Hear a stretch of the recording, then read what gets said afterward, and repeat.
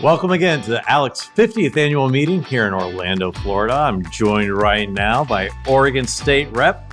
Lily Morgan. Morning. I actually got the name right. You did. Fantastic. And you are coming from, as I said, from the great state of Oregon. And for those of us who live on the East Coast and have a relatively stable operation going, Oregon seems to be a very interesting place to live. It is for that. It's one of the most beautiful places in the world, and people come there for the climate. Matter of fact, my town is known for a sign that's across our main street that says it's the climate. But people have come there from all over other places, and slowly but surely are trying to change it into something philosophically or socially that it hasn't been before. And Oregon is known for being independent and take care of their own. But unfortunately, at this level of change that we're going through, we seem to be in a crisis, and a lot of people are leaving Oregon. I still love the state. I still want to fight for it, so I'm going to stay there as long as I can. You know, I actually had a friend who lived in Oregon City, Oregon, for a while. Of all things, it was a water buffalo ranch that she was renting a house out on. I'm like, how do water buffaloes appear in the middle of Oregon here? But suffice to say, it was fantastic. It was beautiful. And I said, this is great. I can't believe how lovely it is here. Yeah. And she said, well, you have to remember, you are visiting in June, which is one of the few months that it doesn't rain. So, so the weather is there. The surroundings are fantastic.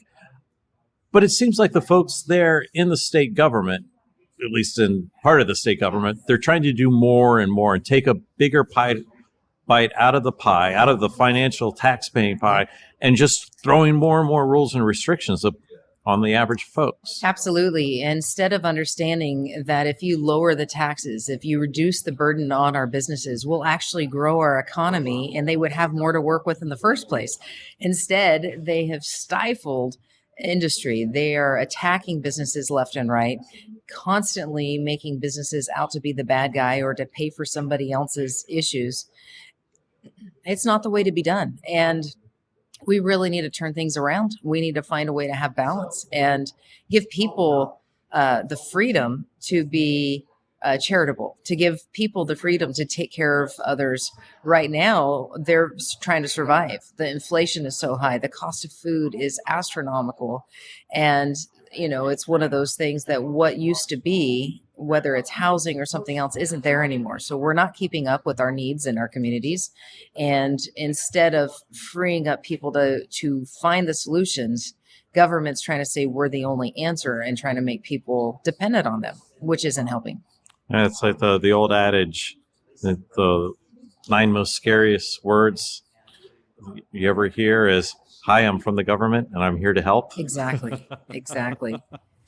So has it been, is there a relative split? Does it go back and forth as the left in charge for a while and then the right in charge for a while? And we have competing ideas that hopefully grinds out to something sane that most people can live with? Or are we stuck on one sort of ideology right now? We've had over 40 years of a Democratic governor in Oregon.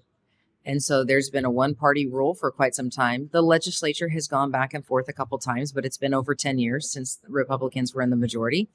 And right now, it was fairly close in the last election. From about 4,500 seats could have turned the majority in Oregon in the last elections. But it's not being governed in that manner. It's being governed as in there is a ideology that must be pushed, and there's protections from other states that must be put in place, and things that really are none of our business. Oregon should be taking care of Oregon, making sure our economy, our people are taken care of. And it's really a failed government system under 40 years of a Democratic governor. And it's time for us to have a different opportunity that actually will mean that we can have the freedom to enjoy. I mean, we literally live in a park. It's the most gorgeous place to live.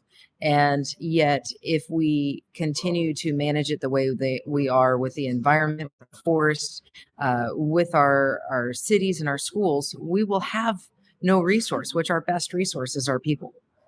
Yeah, it's a shame because I guess what most people hear of when they think about what most people think of when they hear about Oregon is more of a Portland side of things. And there have been stories like come out of there that have turned some heads, so you say it. I've heard some people say, Portland was Portland before Austin was Austin. Yeah. And, if you want to see the weird, it's not necessarily there in the Texas belt. It's up there in the Northwest.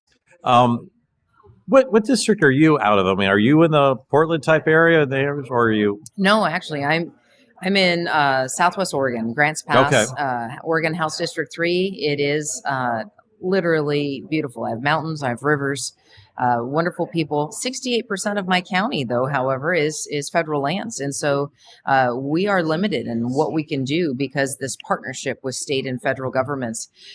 Portland, primarily for the longest time in Oregon, represented about 40% of the population. And it was kept in balance with the rest of the state. It was 60%. That has now switched with Portland having a higher population than the rest of the state, and the balance is gone. And so often we are trying to fight ideology that doesn't make sense for the rest of us. When you have somebody that lives in a big city with pollution and dirt and crime and everything else, telling the rest of Oregon that is pristine and beautiful how to live, we often are having to say, we have to make decisions that are for the best of Oregon, but it's all of Oregon and not just Portland.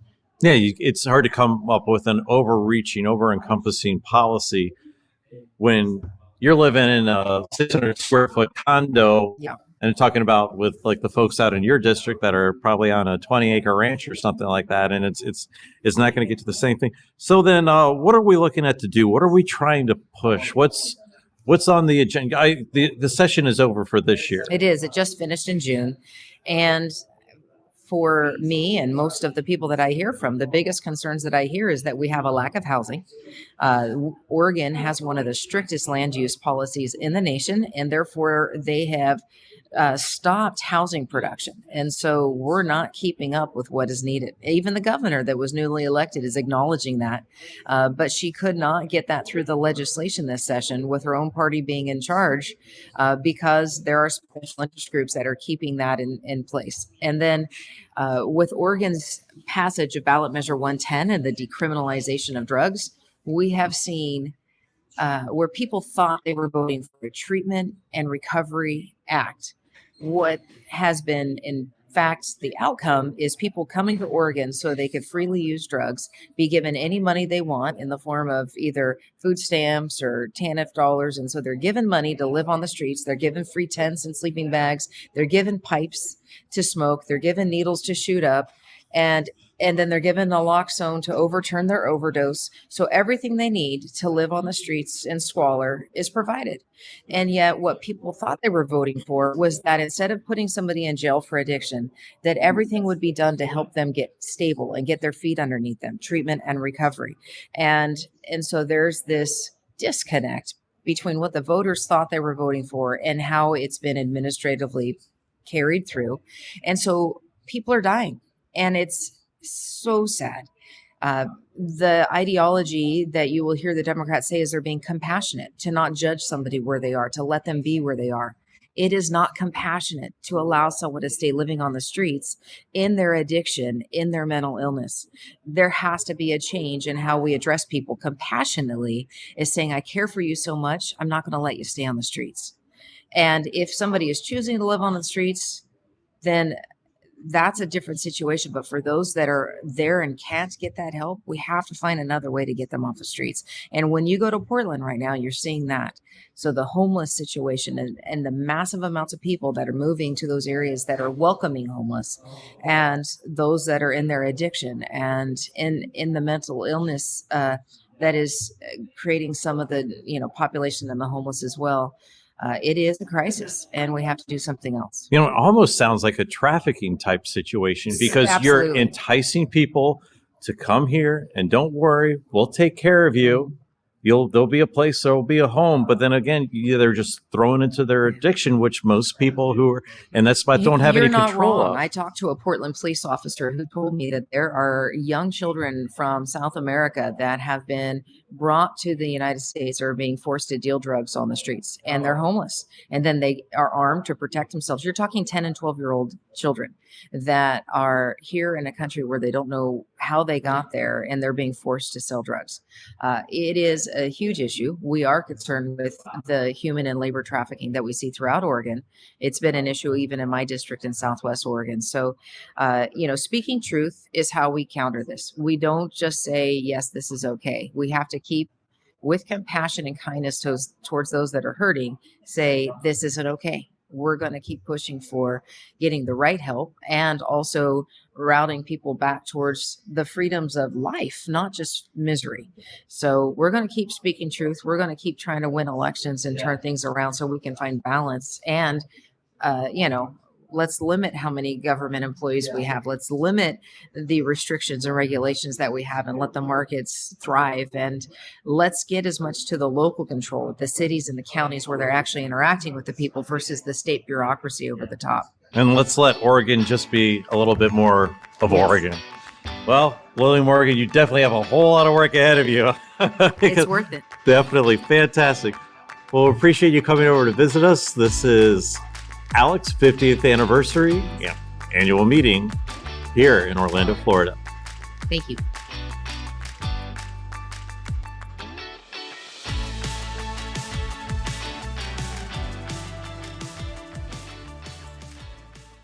That's why we're recording.